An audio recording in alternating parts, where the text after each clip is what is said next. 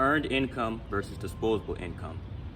For decades, society has always looked at things like, oh, how can this person afford to drive this, that, and the other? How can they afford to wear this, that, and the other? Or you might see some memes, or even heard about situations where the poor act rich and the rich act poor. Honestly, it's based off of personal choice, personal preference, but what people don't understand and what we as humans don't talk about much is earned income versus disposable income. How when you work for money on an earned income, you're capped at a certain salary, a certain amount of money that you can make, right?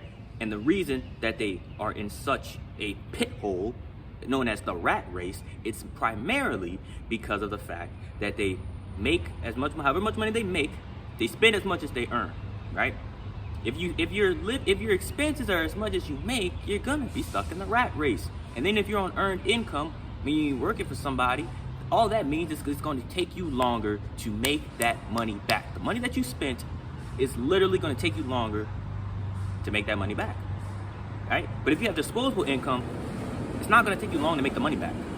That's the thing. It's not. It may take some time, but it's not going to take as long, right? You know, that's the whole thing. That's the whole misconception, right? It's how you are smart with your money, right?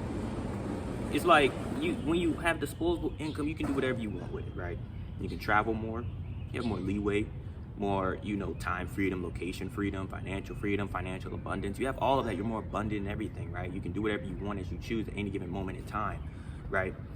Earned income, you're getting paid hourly by how much value the company thinks that you provide to them, right? So when you do it on earned income, Lord have mercy. If you're trying to get rich or wealth, all you gotta do is make more money than you spend and invest the rest. That's the simple formula. Make more money than you spend and invest the rest in something, right? Certain things you need a certain amount of money to even start investing in, but it does not necessarily take money to make money, right? Because at the end of the day, the best thing to invest in is one thing: yourself. That's what you need to invest in, yourself. How can you become more viable? What can you do?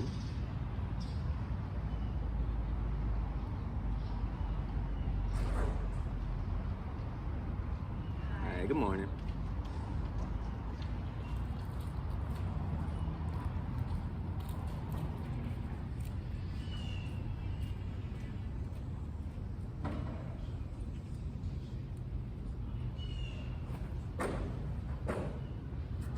All right, as we're getting back to regular scheduled programming, we're not editing that out. So yeah, you saw someone interrupt my video, but who cares? We ain't editing that out, all right? We're not trying to be no little Missy Perfect over here. But get back to the point, you know what you gotta do, right? When it comes to not doing that on earned income, right? Yeah, you might have a lot of money, right? On earned income. Let's say you make over 100, maybe like $120,000, $150,000 a year. And that could be lawyer, nurse, doctor, even dentist, right? You go to dentistry, right? If you're in the dental industry, right? Those kind of fields, yeah, you can make a good amount of money where you can afford on earned income to buy some nice things, but you still need to be very careful, right? When you start buying too many things, that's when it gets hard, because then you still got to remember living expenses, right? Can you still maintain the mortgage on the house? If you have a mortgage, right? Can you maintain your car note, right? Car payment, if you still have a car note, the insurance on the vehicle, gas every week, right?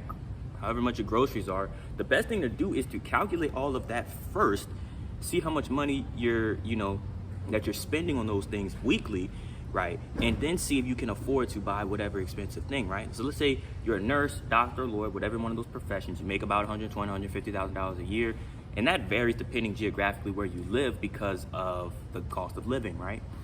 And let's say, you live in a pretty decent house, maybe you got a nice car. Let's say you got a nice Cadillac, right? Let's say you got a Cadillac, Maybach Cadillac, right?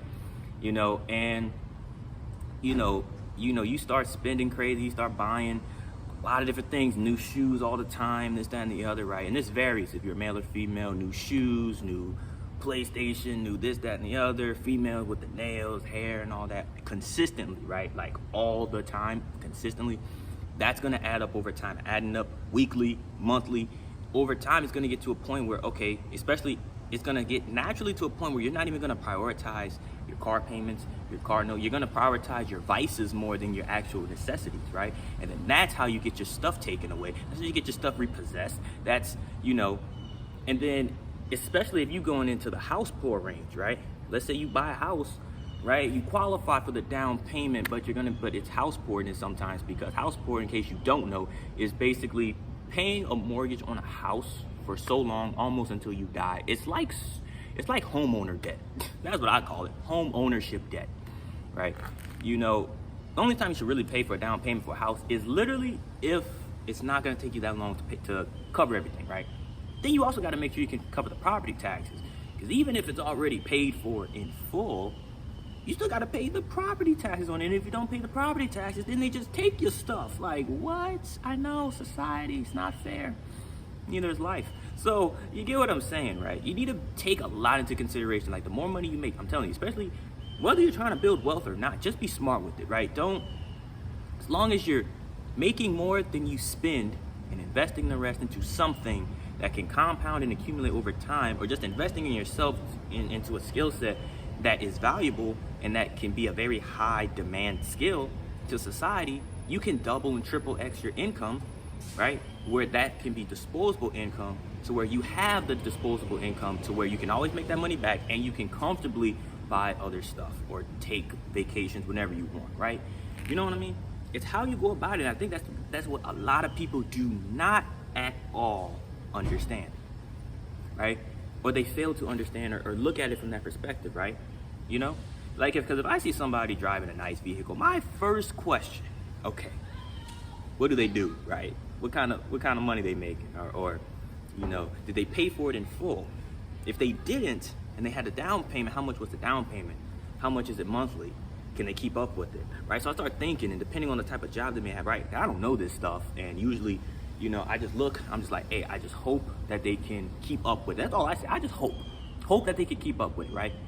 Because if they can't, that's just the negative range. That's how you get trapped in the rat race. That's how you always work for the rest of your life, or work until you retire, and then the retirement money isn't always much, because things are always increasing, right? So that's why I always say you got to be very careful and live below your means. But people think it's a bad thing to live below your means. You can still live nicely living below your means, as long as you worry about your necessities. You can still live in a nice apartment if you live below your means. You can, you know what I'm saying? Like, you don't need to spend every single thing. It's going to feel much better, right? When you make so much money disposably, right? Disposable income, that should be your goal, disposably, to where you can always make that money back quicker than you could if you ever had to exchange your time for money on earned income. And doing the things you want freely, not having to think about it. And maybe sometimes if you do investments, you can afford to lose some money on investments, because that's what a lot of people don't like to invest, because they feel they can lose money, because you can. But it gives you more leeway to where you can afford to lose some money, right? As long as you're not losing too much, but you can afford to lose a little bit, right? That should be the whole point, where money is just a resource to make you more money. Money is just a resource, it's a byproduct, and that's it, all right?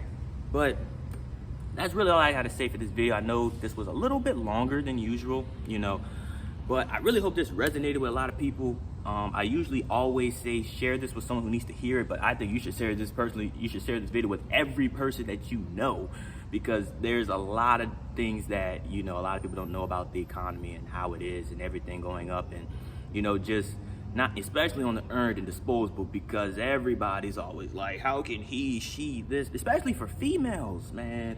How can she afford this? Obviously, she's doing something that's disposable, hopefully, but that's the whole misconception in society. So like I said, comment, like, and subscribe. Comment any future videos you may want to see. Like I said, save this video, rewatch it, because this is something you definitely should hear again. So save it, rewatch it, and share this with literally every single person that you know, whether they want to hear it or not. All right, share it with them, because this is important, valuable information. And until next time, I'm going to see you on the next one.